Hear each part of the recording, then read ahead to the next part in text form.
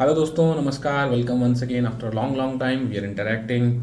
So today's video specifically I'm recording because I was receiving a number of requests for the preparation of interviews of finance inspector. I think GKSS ने result declare कर दिया है और finance inspector का interview आने वाला है. और कुछ बच्चों का जिनका क्वालिफाई हुआ है वो थोड़े से परेशान थे. थोड़ा सा एक होता है हिचक कि क्या करें कैसे करें. तो रिक्वेस्ट तो बहुत देर से आती, लेकिन शायद पिछले 8-10 महीनों से I am totally out of touch with the examination process. कौन सा एग्जाम हो रहा है, किसका रिजल्ट आ रहा है, कौन सा जा रहा है, इस वजह से ज़्यादा वीडियो नहीं बना पा रहा था. बट ठीक है, अब इस पर बहुत ज़्यादा पर्सनल रिक्वेस्ट भी आए थे, कमेंट्स में भी थे कुछ, तो उनके लिए आज टाइम निकाल के वीडियो बना रहा हूँ. देखो, इंटरव्यू एक जो प्रोसेस हमारा इंटरव्यू का होता है, ज़्यादातर इंटरव्यू सेम ही रहते हैं. कुछ कोई बड़ा ज़्यादा डिफरेंट चीज़ें नहीं होंगी, लेकिन जो आपका फाइनेंस इंस्पेक्टर का इंटरव्यू होगा उसके लिए स्पेसिफिकली मैं चीज़ें आपको कुछ बताऊंगा, कुछ टॉपिक्स बताऊंगा जिस पे आपको फोकस करना है. फर्स्ट ऑफ ऑल कुछ जेनरिक सवाल हम लेते हैं, लाइक आपकी अपनी प्रोफाइल, आपका अपना नाम, आप कहाँ से आते हैं, उसके बारे में पूरी जानकारी. कोई एरिया स्पेसिफिक हो सकता है, अनंतनाग हो सकता है तो अनंतनाग का नाम अनंतनाग क्यों है. पीर मिठा हो सकता है तो उसका नाम पीर मिठा क्यों है. इस तरह के कुछ यूनिक से नाम होते हैं. जैसे मैं पंचारी से हूँ, उधमपुर से हूँ, तो जनरली पूछते हैं वहाँ पे आर्कियोलॉजिकल साइट कौन सी है. इस तरह के कुछ आपके प्रोफाइल रिलेटेड सवाल, नाम, आपका पता, आपका सरनेम, आपका गांव, उनसे अगर कुछ ऐसा सवाल निकलता है या कुछ पिक्यूलियर सा है तो you should be knowing about every fact in your profile. Secondly बात करते हैं आपकी जो एकेडमिक्स हैं. यदि कोई इंजीनियर है तो हो सकता है इंजीनियरिंग रिलेटेड सवाल पूछे जाएं. यदि कोई बैंकर है तो बैंक रिलेटेड पूछा जा सकता है. यदि कोई दूसरी जॉब से आ रहा है तो उसको उसकी जॉब से रिलेटेड पूछे जा सकते हैं सवाल कि आप जहाँ काम करते थे तो वहाँ आपने क्या काम किया है या किस तरह का आप जॉब प्रोफाइल रहता है, उसकी जानकारी आपको पूरी होनी चाहिए. उसके अलावा स्पेसिफिक जो आपके जो टॉपिक है, जो मैं बोलूंगा कि इस इंटरव्यू के लिए भाई एक्साइज क्या है, what is excise, excise duty क्या होती है, टैक्सेशन के बारे में पूछेंगे, what is definition of tax, tax क्या होता है, टैक्स के टाइप्स कितने होते हैं, इनडायरेक्ट टैक्स होता है, डायरेक्ट टैक्स होता है, उसमें पॉइंट ऑफ इंसिडेंस और पॉइंट ऑफ इम्पैक्ट, अगर ये दोनों कोइंसाइड कर जाते हैं तो डायरेक्ट टैक्स होता है, यानी जिस पे लगाया जाता है और वही पे करता है वो डायरेक्ट टैक्स है. इनकम टैक्स, कॉर्पोरेट टैक्स मेरे पे लगाया जाता है और मैं ही पे करता हूँ. इनडायरेक्ट टैक्स होता है कि पॉइंट ऑफ इंसिडेंस कोई और होता है, कि लगता कहीं हो रहा है और पे कोई और करता है. Like your indirect taxes, GST लगाया जाता है सब उनकी टिकिया पे, लेकिन पे कौन करता है, खरीदने वाला मैं या आप. तो ये एक डेफिनेशन आप याद रख लीजिएगा. इनडायरेक्ट और डायरेक्ट टैक्सेस का डिफरेंस क्या होता है. फिर इनडायरेक्ट टैक्सेस में टाइप्स कितनी थी इंडिया में, आपको ये भी याद करने हैं. पुराने टैक्सेस याद करने हैं. एक्साइज था, सीएसटी था, वैट था. इन सब में डिफरेंसेस क्या थे, जीएसटी क्यों आया, जीएसटी में कितनी टैक्स स्लैब्स हैं. जनरली लोगों को मेजर टैक्स स्लैब्स पता है, लेकिन माइनर छोटी 2 टैक्स स्लैब नहीं पता, जो प्रीशियस स्टोन्स और प्रीशियस मेटल्स पे लगता है. वो 5% और 0% के बीच की स्लैब्स हैं. जिस होमवर्क फॉर यू, आप ढूंढ लीजिएगा वो परसेंटेज क्या है. और 28% टैक्स क्यों लगता है, इस पर बड़ा ज़्यादा सवाल पूछे जाते हैं कि भाई 28% टैक्स क्यों लग रहा है, ज़्यादा है. तो आपको ये जवाब देना है इसमें कि luxury items, India is a diverse country, यहाँ पे इनक्वालिटी बहुत ज़्यादा है, तो हम सिंगल टैक्स स्लैब लगा करके इस टैक्सेशन रिजीम को just in the for the sake of making it easy हम इसको रेग्रेसिव नहीं बना सकते. यानी कि आटे पे भी उतना ही टैक्स है और एक लग्जरी गाड़ी पे भी उतना ही टैक्स है, ये गलत हो जाएगा, रेग्रेसिव हो जाएगा. यानी कि अब हम पुअर जो लोग हैं, जो गरीब हैं, उनको पनिश कर रहे हैं. तो टैक्स जो है वो रेग्रेसिव नहीं प्रोग्रेसिव होना चाहिए, कि जिसकी जितनी अर्निंग है वो उतना पे करेगा. तो इसलिए इसको प्रोग्रेसिव बनाने के लिए ये 5-6 जो रिजीम्स हैं टैक्स की, जो स्लैब्स हैं वो बनाई गई थी. इसका जस्टिफिकेशन आपके पास इसी तरह से अच्छे से आपको देना आना चाहिए कि क्यों मल्टीपल स्लैब्स टैक्स की आज भी एग्जिस्ट करती हैं. क्या जीएसटी परफेक्ट सिस्टम है? नहीं, it's not a perfect system, but it is a big and huge transition from multiple taxes in multiple states to a one single unified indirect tax regime, जो cascading effect को काम करेगा. Smooth हमारा जो transition होगा, जो trade होगा states के बीच में, वो स्मूथ हो जाएगा. उसमें जो टैक्स टेररिज्म की एक डेफिनेशन थी पहले टाइम पे कहा जाता था, सो कुछ हद तक कर्व करने में भी जीएसटी कारगर साबित हुआ. तो जीएसटी रिलेटेड सवाल पूछे जा सकते हैं. जीएसटी की आपको नेगेटिव साइड पूछी जा सकती है. तो नेगेटिव साइड एक ही है जो आपने बार बार सुना होगा कि अभी भी सिस्टम बहुत कॉम्प्लेक्स है. एक आम आदमी को, एक बिजनेसमैन को इम्प्लीमेंटेशन के लिए जो कॉस्ट है वो बड़ी ज़्यादा है. You have to hire accountants, you have to hire your lawyers जो आपकी रिटर्न्स फाइल करेंगे. तो फाइलिंग प्रोसेस भी मंथली था पहले, तो वो भी आपको देखना है कि क्या हर मंथ कोई फाइल कर सकता है अपने टैक्स रिटर्न्स, कितना मुश्किल होगा. बाद में इन्होंने उसको थोड़ा चेंज कर लिया, मंथली फाइल्स भी हैं और क्वार्टरली भी हैं, लेकिन उसकी वजह से आईटीसी जो है, इनपुट टैक्स क्रेडिट, वो सीमलेस नहीं रहा. तो वो एक नेगेटिव आप इसका ऐड कर सकते हो. इसके अलावा आप जम्मू कश्मीर से हो तो आपके ज़िला के बारे में आपको पूछा जा सकता है, ज़िला के थोड़े फैक्ट देख लीजिएगा। आप जिस भी डिस्ट्रिक्ट से आते हैं वहाँ का मेल फीमेल रेशो कितना था, वहाँ टोटल लिटरेसी रेट कितना है, नेशनल एवरेज के साथ थोड़ा सा उसको कंपेयर करके आप एक बार फैक्ट्स अपने डिस्ट्रिक्ट के देख लीजिएगा, कौन से टूरिस्ट स्पॉट्स हैं वहाँ पे। जनरल सवाल पूछे जाते हैं कई बार भी, जो चल रहा है हमारे प्रेजेंट में, फॉर एग्जांपल इलेक्शन चल रहा है तो इलेक्शन को लेके पूछ सकते हैं, वोटर टर्नआउट कम है क्यों है, या इलेक्शन की जो टर्म्स हैं, स्वीप क्या होता है, ईसीआई की जो अलग अलग डेफिनेशंस हैं, वीआईएस क्या होता है, इन चीज़ों को भी थोड़ा देख लेना। अगर आप अपना इंटरव्यू अच्छा चाहते हो, बेहतर चाहते हो कराना, तो इलेक्शन में जो जो हो रहा है वो भी आप देख लीजिएगा कि आपके एरिया में इलेक्शन कब है, ये ज़रूर देख लें। यही सवाल पूछ लें आप अनंतनाग से आते हो तो आपको पूछ लेंगे भाई अनंतनाग में कौन से फेज में इलेक्शन है, तो आप वहाँ पे डम नहीं दिखने चाहिए, आपको पता ही नहीं कि आपके एरिया का इलेक्शन कब है। आप वोटर होने चाहिए पहले तो, अगर नहीं भी है तो मत बोलना कि मेरा वोट नहीं बना, डू टेल कि हाँ आई एम रजिस्टर्ड वोटर। और आपसे पूछा जाएगा आप किस पार्टी को वोट देंगे। 100% कोई ना कोई इस तरह का फन आपका पोक करेगा, आपको प्रेस करेगा, वहाँ पे स्मार्ट प्ले करना। You have to tell sir it's a what we say. हाँ, वोटिंग राइट जो होता है एक सीक्रेट बैलेट के थ्रू होता है, ये मेरा प्राइवेट राइट है, इसको मैं डिस्कस सर नहीं करना चाहूँगा, रियली सॉरी, बट ये मैं अपने तक ही रखूँगा, इट्स वेरी पर्सनल चॉइस। तो वो मान जाएंगे, बोल मत देना मैं इस पार्टी को दूंगा, उस पार्टी को दूंगा, इस गठबंधन का नाम मत लेना, वो आपका बायस दिखाता है। Be very smart in your interviews. कुछ सवाल बड़े अनप्रिडिक्टेबल होते हैं, पूछ लिए जाते हैं, आप तैयार नहीं होते हो, तो उन सवालों के लिए मैं पहले भी बता चुका हूँ, अगर वो फैक्चुअल सवाल है, अगर वो सवाल फैक्चुअल है तो आप आंसर ट्राई नहीं करेंगे जब तक आप श्योर नहीं हैं। और अगर आप श्योर नहीं हैं बट स्टिल आप थोड़ा बहुत आंसर जानते हैं, गैस करना चाहते हैं, तो उस केस में आप उनसे परमिशन सीख करेंगे कि sir I am not very sure but I would like to take a guess with your permission please. वो डेफिनेटली बोलेंगे टेक अ गैस। अगर गैस सही लगा तो तुम्हारा भला, अगर बुरा लगा तो you have already sought their permission, तो ज़्यादा इशू नहीं होगा। यदि ओपिनियन बेस्ड सवाल पूछा जाता है तो वहाँ पे आप स्किप नहीं कर सकते।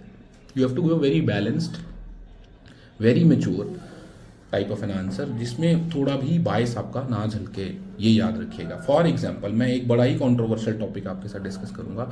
आपसे पूछा जाता है कि क्या CAA, सिटीजन अमेंडमेंट एक्ट, वो इंडियन कॉन्स्टिट्यूशन या इसकी सोशल फैब्रिक के अगेंस्ट है, तो what are you going to say. I don't know, आपका पर्सनल आंसर कुछ भी हो सकता है, but whatever you say you should back your answer with proper facts. Proper facts के साथ आंसर बैक कीजिएगा। जो पॉलिटिकल डिबेट्स आप न्यूज़ में सुनते हो वो मत बोलना, बिल्कुल डूब जाओगे इंटरव्यू, ऐसा मत करना।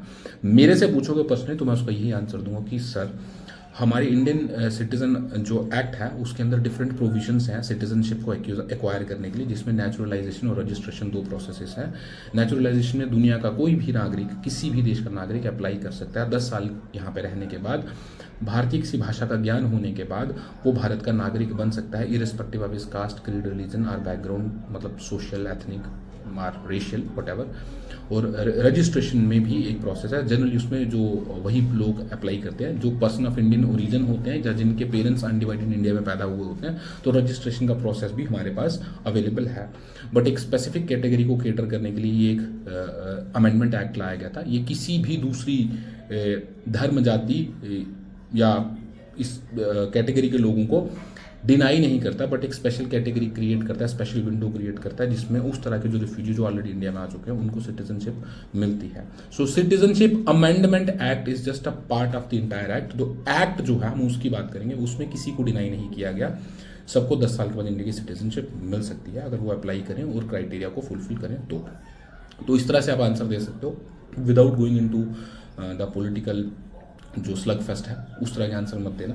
आप बड़े बड़े कंट्रोवर्शियल या इस तरह के टॉपिक जो पोलराइजिंग टॉपिक्स हैं आज भी, उन पे भी मैं यही कहूँगा, आप सहारा लीजिए सुप्रीम कोर्ट का, आप सहारा लीजिए कानून का, आप सहारा लीजिए पार्लियामेंट का, आप सहारा लीजिए किसी एक्सपर्ट कमेटी का, आप सहारा लीजिए किसी कमीशन का जिन्होंने उसके ऊपर कोई टॉपिक पे कुछ बोला हो। फॉर एग्जाम्पल मैं एक एग्जाम्पल देता हूँ बार बार आपको, कि यदि मुझसे ये पूछा जाता है कि यूनिफॉर्म सिविल कोड आना चाहिए या नहीं, तो मैं बड़े आराम से बोल सकता हूँ कि सर रिसेंटली लॉ कमीशन जो इंडिया का था उसने बोला है कि इंडिया जैसी डाइवर्स कंट्री में यूनिफॉर्म सिविल कमीशन ज़रूरी नहीं है। We have diverse country, different people with different cultures, different backgrounds, so उस डाइवर्सिटी को संजो के रखना ज़रूरी है। तो ठीक है, मैं ये भी बोल सकता था यूनिफॉर्म सिविल कोड आना चाहिए क्योंकि कॉन्स्टिट्यूशन में आर्टिकल 44 क्लियरली बोलता है और इसलिए it should be implemented, it's a very progressive step. तो दोनों ही तरह से मैंने अपने आंसर को बैलेंस करके किसी दूसरे के बोलते हैं ना सपोर्ट लेते हो, किसी एक्सपर्ट का ओपिनियन लेते हो, बोला कि मेरा भी ये ओपिनियन है। तो इंटरव्यू में जनरली आपको इस तरह से अपने आप को बैलेंस करना होता है। आपका ओपिनियन मैटर करता है बट आपका ओपिनियन होना चाहिए वेल इन्फॉर्म्ड। आपको लगता है ऐसा नहीं होना चाहिए, आपको लगता है बट किसी और एक्सपर्ट ने भी बोला है कि ऐसा होगा तो वैसा ही बोलेंगे आप। कुछ एटिकेट्स बैठने के, जब आप इंटरव्यू में जाते हो सबसे पहले you go to the chair, आप जाकर के वहाँ पे विश करोगे, गुड मॉर्निंग गुड आफ्टरनून जो भी बोलोगे, नमस्कार। अपना टाइम देख लीजिएगा कि 1 बजे जाकर के आप गुड मॉर्निंग ना बोल दो, थोड़ा सा खराब लगता है क्योंकि जनरली होता है कि उस टाइम हम पैनिक होते हैं, जब कमरे में घुसते हैं तो याद भूल जाता है क्या बोलना है। तो विश करेंगे सबको, लेडी जो होगी उसको स्पेसिफिकली करेंगे, बाकी जो जेंट्स होते हैं उनको good morning sirs and good morning ma'am. Then you they will ask you to sit, you will sit down और आप बैठोगे और उसके बाद थैंक यू ज़रूर बोलना, थैंक यू सर बैठने के बाद। और अपराइट पोजीशन में बैठोगे बिल्कुल ऐसे कॉन्फिडेंस के साथ और चेहरे पे एक छोटी सी स्माइल रखोगे, एकदम हंसने नहीं लग पड़ना वहाँ पे कि वो चवलों वाली शक्लें नहीं बनाना, छोटी सी स्माइल, हल्का सा confidence. Even if you know something, eye contact maintain करना बड़ा ज़रूरी होता है, वो आपका कॉन्फिडेंस शो करता है। मैं फिर बता रहा हूँ, आई कॉन्टैक्ट बहुत बहुत इंपॉर्टेंट है। Look in to the eyes of the questioner, जो आपसे सवाल पूछता है उसकी आंखों में देखो। यदि आप उसकी आंखों में देखने से झिझक रहे हो तो उसके माथे पे देखो, यहाँ इस तरह फोकस करो, तो उससे क्या आपका कॉन्फिडेंस लूज नहीं होगा, लेकिन उसको ये लगेगा कि आप उसकी आंखों में आंखें डाल के देख रहे हो। और जब उसका सवाल खत्म होता है, टेक 5 सेकंड्स पॉज, 4-5 सेकंड का पॉज लो, क्योंकि कई बार क्या होता है ना, इंसान सवाल पूछते पूछते मल्टीपल सवाल क्वेश्चन पे क्वेश्चन करता है। तो ऐसा ना हो कि आपका सवाल जो है उसका खत्म नहीं हुआ था, आपने बोलना शुरू कर दिया, उसको इंटरप्ट कर दिया, वो अच्छा नहीं लगता। Let him complete his question, take a pause, then try to answer. और आंसर बड़ी शालीनता के साथ आप दोगे। आंसर देने का एक तरीका बता देता हूँ आपको। आंसर देने का तरीका क्या होता है? आंसर देने का तरीका होता है, you never say your conclusion first. आप पहले कंक्लूजन नहीं बोलते हो, पहले आप प्रीमाइसिस रखते हो, फिर कंक्लूजन देते हो। प्रीमाइसिस से मेरा मतलब है, फॉर एग्जाम्पल मुझे यदि पूछा जाता है एग्जाम्पल है भाई, इसको मेरा पर्सनल ओपिनियन मत मान लेना और बीच में कमेंट्स में आप वो एकदम झगड़ने मत लग जाना। कोई मुझसे पूछ लेता है कि क्या जम्मू एंड कश्मीर, क्या लद्दाख को स्टेटहुड देना चाहिए, यह सवाल पूछा जाता है, क्या लद्दाख को स्टेटहुड मिलना चाहिए? तो मैं नहीं बोलूंगा no sir I do not agree it because no, I will say sir conditions are such and such, therefore I believe yes और नो। समझिए, पहले आप अपना प्रीमाइस बिल्ड करोगे कि ऐसा ऐसी कंडीशन है, ये इश्यूज हैं, इनको देख के मुझे लगता है मिलना चाहिए या नहीं मिलना चाहिए। कोई भी आपका ओपिनियन हो सकता है, कोई भी सवाल राइट नहीं होता, कोई भी रॉन्ग नहीं होता, ये याद रखना। आपका ओपिनियन कभी भी राइट रॉन्ग नहीं होता, फैक्ट में राइट रॉन्ग होता है। यदि आपसे पूछा जाता है धरती से चांद का डिस्टेंस कितना है, तो वो राइट और रॉन्ग हो सकता है, ठीक है, लेकिन उसमें भी स्मार्ट वे मैंने आपको बताया कि आप अप्रोक्सीमेशन में आंसर दे सकते हो। यदि कोई ऐसा फैक्ट पूछ लेते हैं कि इसकी हाइट बताओ, उसकी हाइट बताओ, आपको नहीं पता, तो अप्रोक्सीमेशन में बोल सकते हो। मुझे पूछ लिया कि K2 की हाइट कितनी है, 8611 मीटर है शायद से, मैं बोल दूंगा सर अप्रॉक्सीमेटली 8500 अप्रॉक्स, तो ठीक है, अप्रॉक्स में उसके आसपास आ गया। इस तरह से भी आप अपना स्मार्ट आंसर दे सकते हो। आई थिंक मैंने सारे टॉपिक कवर कर लिए आपके इंटरव्यू में, बॉडी लैंग्वेज से लेके सिटिंग तक। लास्ट में बचता है उठने का। जब आपसे आपका इंटरव्यू हो जाए, चाहे अच्छा हो चाहे खराब हो, अब जब इंटरव्यू ओवर होगा, you will stand up, say thank you sir, then you will leave, take a 1 step back, then you will leave. देख के गिरते पड़ते चेयर से टकरा गए ऐसे मत करना, बड़े आराम से जाना।